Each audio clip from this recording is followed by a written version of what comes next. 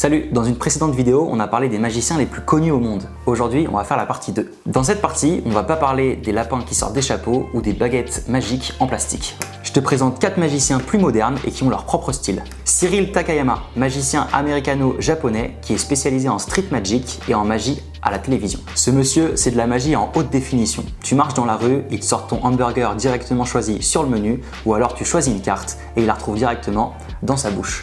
On croirait presque que c'est un montage vidéo, mais pas du tout. C'est juste des tours de magie très visuels et une claque à chaque fois. Place au second maintenant, Derren Brown, un mentaliste britannique. Alors lui, c'est plus un hacker de cerveau qu'un magicien.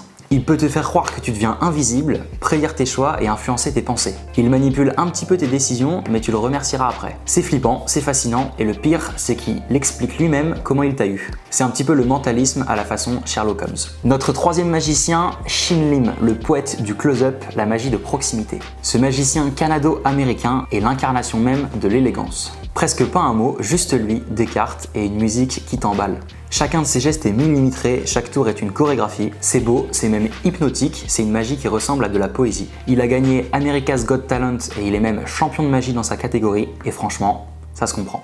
Quatrième et dernier magicien, un Frenchie cette fois-ci, Éric Antoine. C'est le magicien le plus grand de France et aussi le plus fou. Il fait des blagues, il te fait marrer et il rate volontairement ses tours. Mais au moment où tu t'y attends le moins, bim, une illusion de dingue. Sa magie est drôle, familiale et très amusante. Il mélange humour, magie et comédie pour le bonheur des petits et des grands. Pour conclure, 4 magiciens, 4 styles différents mais un point commun. Ils te font tous douter de ce que tu crois, de ce que tu vois et tu aimes ça. Alors, tu choisirais qui comme magicien préféré entre ces 4? Dis-moi en commentaire et quant à moi, je te dis à très vite.